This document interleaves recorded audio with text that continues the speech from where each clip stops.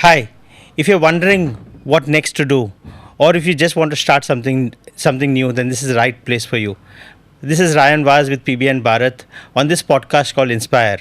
And in this podcast, we try to bring experienced businessmen right in front of you and pick their brains to understand what is it that has made them as successful as they are, so that maybe you can get inspired by their stories. Today, we have a very, very tall gentleman, a gentleman who is by action as well as physically very, very tall. Um, Many years back, when I was just passing out of my educational institute, I did my tool and die making. When I was passing out of that, he was invited as a chief guest for the event. And during that convocation ceremony, he spoke about being independent and being an entrepreneur. That inspired me. And today, I've ventured into the entrepreneurship journey because of those words because of that speech at that time. This gentleman has spent 30 years in manufacturing, building a very strong presence in Goa and Pune.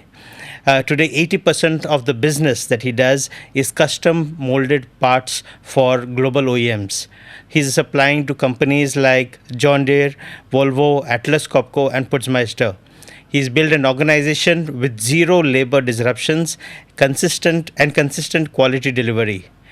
I'm so honored to welcome someone who has quietly built a highly respected manufacturing business over 3 decades, someone known for combining technical excellence with very strong ethics, the founder of GMI Zarhak Moulders, Mr. Blaise Costabir. Blaise, sir, welcome to this show. Thank you very much for consenting to come and be my guest. It's an honor for me. Well, if one person enters entrepreneurship with you, like how you did, Yes. it's worth it. Sir, I remember when we passed out, we were sent to your factory for training, and many of us were there as interns. And there were 2 machines. It was a very small unit. From that point, today you've expanded that factory. You've created another one opposite. You've expanded in Pune.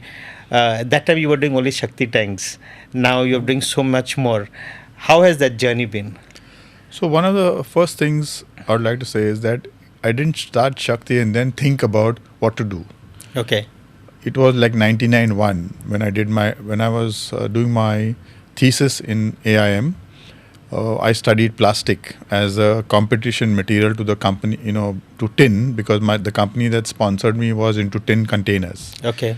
So I realized that plastic has a future. When I came back, I really never wanted to do entrepreneurship because I call myself the reluctant entrepreneur. But Dr. Manmohan Singh changed things and opened up the industry. So I said, why not? Okay. And I looked at plastic. And one of the processes that came up, injection, blower, all there, was rotomolding. And when I studied it in the US, which is the home of rotomolding, out of 100 products, 1 was a water tank and 99 were others. Okay. In India, at that time, in 1994, out of 100, 99, just for a round number, was water tanks. So I thought we have to get into the others. Okay. So I started with water tanks because you can make and sell, and kept in mind where I want to go. Right. And that's how today I am 2080. Right. That way. So that was how it is. So the message or the lesson there is that you cannot be starting with one product and then realize that something happens and you're over. Right. So you need to have where you want to go. The Keep product, diversifying. it has to have something when you start also. Okay. Yeah. You can't just start like someone designed a Bluetooth adapter for a car. Now cars have Bluetooth inbuilt. You're stuck with that. No? I mean, that's what I mean. Right. You built Shakti tanks, and within a few years, Shakti became synonymous with water tanks. How did you manage to build that at a time when there was no social media, no website? Well, I'm still not conversant with social media to that extent. But the only lesson I learned in AIM was that you don't give a product cheap. Okay. So when I started, first I looked at what are the features that we got to sell. So this is the market, what are the things. and I built those features. I started advertising also on features. I had these big hoardings in two places in Goa where a whole tank was stuck and it said these are the features. Oh, nice. Okay. Yeah, so that kind of attracted it. And the other thing is I did not go on price. Okay. I said if the market is paying X for a, at that time Syntex was the big daddy. Yes. You're paying so much for Syntex, then minus the transportation cost should be my price. And I went to the market at that price. Oh, nice. That is, my product was good enough to meet that price. Okay. So I never competed on price. It was always on quality. Okay. So that's one of the things that we did. We didn't go and say, okay, we are cheaper than them or we have less or nothing. It was quality and the price that came with it. So we built that. It was difficult because everybody wanted you to be cheaper because that was the way tanks entered the market. Unfortunately, even today. They still do. So you can't stop anything like that. But that is the way it is built. The market says, okay, just come cheaper and give a cheap tank with mixing, with all sorts of, Which usually destroys the market and then ultimately a brand. Yeah, but those are what you call short term, or the guy thinks that that's the easiest way to get in. So that's why I said the only lesson I learned is you don't come short change. Yeah, right. So that's one of the things I'm not willing to compromise much with. A good price and a good quality, yes. But someone says, no, you have to give me much cheaper, then I will not do it. I'll get go to business. To the best of my knowledge, you were, I think, the first roto-molding company in Goa. Yeah, I was the first. So I had a kind of a first mover advantage. Wasn't that a challenge for you, bringing a technology in, people? I think even today, manufacturing in Goa is a challenge because, you think of manufacturing in Pune or something. Yeah, Goa is more like, airline, the pilot, when you're landing, he says, okay, enjoy your holiday and go. And say, sorry, I work here. So that's the attitude. But it's difficult to manufacture in Goa. There's not many support staff. Like you need like a machining center. It's not there. Where you go to Pune, it's all over Everything the place. Is there, yeah. So that itself is a challenge. But I think it's a better place to work, and I've enjoyed being in Pune. In Goa, I won't move. No, and it's a proud thing that you have not just survived. You have survived and grown and scaled right from here. Yeah, that is a very important thing, that you have to keep growing. It's like riding a tiger. You can't get off the tiger. You can't get off. You can't stop. Okay, now I've built enough. Now I'll just continue. It won't work. It has to grow. Yeah, and suddenly I got the news that it is no longer Zarhak Moulders, it is GMI Zarhak Moulders. What's the story behind that? What gives you, what made you go out and do a JV with another company? So I started this company with two other people, Anand Mehta and Ashraf Chittalwala. Okay. And we wanted to get into the other space, and the other space was not toys or those kind of things. On McDonald's you see all these big toys. Right. Those are all roto-molded. Okay. But we wanted to get into custom molded. That was my call, that I wanted to get into custom molding. And for that we needed someone who understood the machines are different. We were a very simple rock and roll machine, biaxial machine, CNC controlled. So very expensive machines. And we imported our first machine. Now we buy those machines in India, which are made under license, or the guys are making in India. Very good quality. They are exported to the world. But I thought we needed a collaborator, who would understand, because now the people were coming in for these parts. And then we found this French company called GMI, which we tied up with. And that's how it became GMI Zarhak. So you actually went looking out for them, or? No, they were already in India, and then someone mentioned to me, one of the things is, I'm networked, so it helps. So they mentioned, these guys are in town. They had just left India. So then I think we did a small presentation about us and sent it to them. Said, okay, it looks good. Why don't you come over? So then we went over, and then there was a match, and they decided to tie up with us. Nice. And it has been a very long partnership. Yeah, it's now 20 plus years. 20 plus years. Yeah, 22 years actually. You mentioned the word network, and for a lot of business people, one of the strongest tools in their arsenal is the network. It's the connections that they have. How have you been able to build up on that, and what do you think is your formula for success as far as networking is concerned? So I think that's the basic of an entrepreneur. I can sit in my factory 24/7, but who do I discuss with? Who do I exchange ideas with? It can't happen. And I was, when I first joined the Goa State Industries, now State Industries Association, while driving there, I was thinking, should I be going for this meeting or should I be cold calling? It's like you're taking time out of your business to go. Right. And then I read a column by A.K. Prahlada. He's no more, but he was a guru. Okay. And he said that he was talking about promoting your business lead, your divisional head to CEO. Mm-hmm. So he said you don't promote your best divisional head. You promote the divisional head who has a view that he can take looking outside. Divisional head looks inside and brings it out. CEO looks outside and then tells you what to bring out. Okay. So as a entrepreneur or a head of a smaller unit, I had two caps, looking outside and looking inside. So I found that being involved, I've been quite involved in the associations in the industry. That builds your network. Right. So what I said was, should I be cold calling? Well, actually, in a way, today, if any of these people say they want a tank or, even if their purchase guys don't know about Shakti, they will say, contact Blaise. So it worked like cold calling. Right. But you got to be involved. You can't just be a member. You got to, give time, take part. Be involved in it. You can't just say I'm a member and expect anything. And then expect. You won't get anything. No, so we've had a lot of people who wonder whether really these associations make sense to join. And here you are telling me a completely different story. So if a person joins any association, and maybe you can suggest which ones, then how do you work that network? How do you work that? You got to get involved in that association. You got to give time to that association. And giving time, you meet the people, you meet the officials, you meet the other people who are there, other members are there. Develop if you just sit in your office and say that I'm a member, who knows you? Right. Yeah. Right. So it is, and it's very important. I can give you an example. Yeah. I was in Madras. I wanted to go into a TVS company. Okay. The security wouldn't allow me in. So I said, I want to meet purchase. He said, you don't know the name. I remember that the head is a CII member.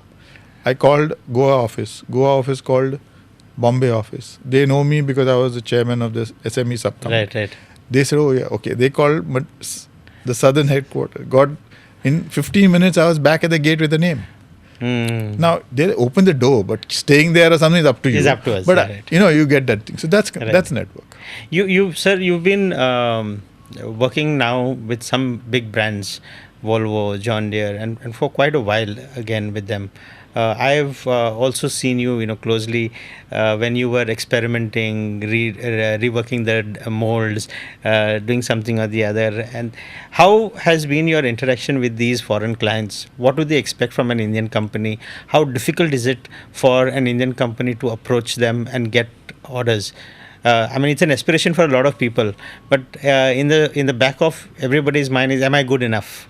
How does someone break that thought process of am I good enough? So, like I told you, when I started water tanks, I knew that I wanted to get into custom molding. So that means I want to get into making for companies that you talked about. Okay, they may be MNC, they may be Indian also, but we want to get into that. Now, what do they need? Those things we built into the water tank. For example, one of the requirements is just in time. They don't want you to have a truckload coming. They'll say, I want 50, I want 20. So you have to give it. My water tanks till today are delivered just in time. A dealer calls my factory. I want one tank to be given to Ryan at this address. My factory will send the tank to you and send the bill to him. Oh, really? Yeah. So and you don't keep stock? I keep now a little bit of stock because we have to keep, but it's very minimal, and I don't know dealer as to, because when I went to buy also, it was like an entry barrier. When I went to buy, they already have a room full of tanks. Now if I say you have to buy one more truckload from me, it's not going to work. And then you buy 1,000, and the customer wants 750. So he is stuck. He got 1,000, but he wants 750. So what do you do? Right. So this way they have no stock. The dealer has no stock. He just calls me and I'll deliver to his customers. Right. So that is just in time.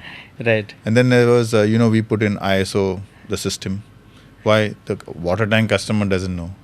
Right. So then we did that. Then we did traceability. So everything in my company we built our own ERP. Oh, is it? Yeah. And then we can trace that it all look like black tanks, but for me, each is an individual. It has a serial number, and we know what material went in, who made it.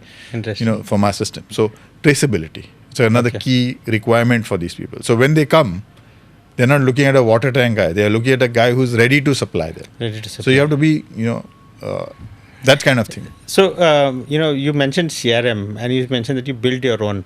A very quick question on how do you make a decision whether I should take something that is available in the market or create my own? Well, it's been a long time since we had this, and it was cheaper to do it because they're very expensive to buy them from the market. Okay. So today I'm looking at how do I make it that it doesn't depend on one person and things like that. So it's always a question. I mean, there's no answer that you should only buy, or you should only make. But today it's becoming easier to make also with AI and all that, and would be much cheaper also because otherwise the costs are phenomenal for a small company. And it's not that we don't need it. We do. Need it. If you want to scale, we need. Even small, you need it. Now, how do you do everything manually? Right. You track of all the tanks you tested and things like that. How do you do it? Right. It's very difficult. You'll have to write manually. Then somebody will forget. Then you can't read. Then the file has to be kept. So how much of your business and processes are automated and digitized? So from order taking to dispatch, everything. Is in between. Yeah, purchase, everything is there. I'm asking this because a lot of businesses still today want to have their order books where they write down things. They purchases where they write down things, and you moved. How did that transition happen? So one of the things we used to write it like everybody else in book, and then I would see that instead of sending it to Kolva, we are sending it to Kolva Leh because the guy wrote it wrong. Right. And instead, when you turn the page, you miss one order in between. Oh. So these kind of things. And I met this person called Sandeep Verekar who runs his own IT company. Okay. That time we were sitting at the side of each other in the flight. I met him. Yeah, in fact, I'm going to have lunch today afternoon. But I asked him and he said, okay, I can build something for you. So the first thing he gave me was like an Excel sheet. Okay. The same thing on an Excel. I said, now I don't know much about programming, but I said, why do I have to fill in everything? My customer is database. I want the same customer. My products are database. I want it. So I just dropped down, I want to pick this item. Right. And so we started with that. Okay. Then we used to take the order, print job cards, send it to the shop floor. They used to fill it up and send it back. And then we'd enter it and then invoice it. And then we automated the production part. So we don't send it with the card, we send on the system. So through that process, I think a system or a process has been set up in the company. So that it also helps people to follow the system. Follow the system. Yeah. So I can change a person because the system will tell him you have to do these things. So in those days, CST number. Right. You're sending it out of the state and CST number, the border, they'll tell you didn't put CST number. Yeah, the moment you put out of state address, it tells you that you have to have CST number. Yeah, so things like that, so it helps. It makes it foolproof. Yeah, it kind of helps. You spoke about people, and I remember reading in one of the articles that you're very proud of the fact that you have the zero disruptions, a good work culture, and a good team. I myself have seen some of your team there for very, very long time. How do you build a team and a culture in your company that sustains this long? So, till 2000 till Brexit, we had always had almost 99% locals until they left for London. I lost 16 people at one shot. Oh, really? Yeah. So it was very difficult rebuilding that. Okay. It was very difficult to get locals to work. So there's an employment problem seemingly, but we don't get people who want. That's another matter. But what I think is that we have to be consistent with what we do. So let's say I delay something. Increment, I delay it. I'm supposed to get on the 1st of April. The employee loses nothing because of my delay. Even his overtime will be recalculated to factor in the increase. Right. And it'll be paid from day one, from the day I have said. So that way earlier we used to have people, they leave on the 7th because they take their salary and leave. Okay. So we said, we don't need to do that. If you leave, we'll pay you for those 7 days also. It's not the person who left. It's more the optics for the person who is in. Who's inside. Yeah. So that is the way you kind of create that thing that we are doing the right thing. I'm not saying people don't leave. They leave because they grow faster than the company. Okay. But that rapport and all has to be built within when it's there. So whatever you do, others are watching. Right. So if I cheat you as an employee, then you'd have an issue with the others. With the because others, they are because- also watching. Yes, yes. Yeah. Then that trust level drops down. Yes. Okay, so we are almost running out of time, but there is one question that I absolutely must ask you. You have been a very popular face on the newspapers, in magazines. You've been very vocal about things that you find are wrong for the society or for the government. As a businessman, usually people do not want to get into that. Hey, tomorrow something or the other might come back on them. Yet you've been very strong and vocal. How do you manage to do that? I mean, don't you get aren't you worried that it might have some backlash on you? Yeah, that's always the fear. There's no doubt about it. It can happen. But I've done things the right way. Two, I've tried to maintain that I'm not talking about a person, and I'm not taking any financial benefit from that issue. Right. Okay. I'm doing it because that's the issue. Intentions are clear. Yeah. So I'm not making any money on it. I'm not promoting something through it. I don't have an agenda from that side. Right. I'm doing it because I feel, and because we live in this society. Tomorrow, we may not be there, but our kids will be there. Yes. So you must say we did our thing. That's it. Mm. But it's always a potential that you can have, that someone can disrupt you because they get upset. Right. But Have you faced that? no, I don't think I've had any issues till date. Brilliant. Yeah. Brilliant. Mr. Blaise, thank you very much for coming on this show and so candidly speaking about all your experiences and all that. I hope the viewers watching this are going to be as inspired as I have been, and I continue to be, with the kind of work that you've been doing. Thank you very much for coming on to this show. I would like to say that, through your show, maybe hope more engineers get into manufacturing. Right. Yeah. Thank you. Thank you very much.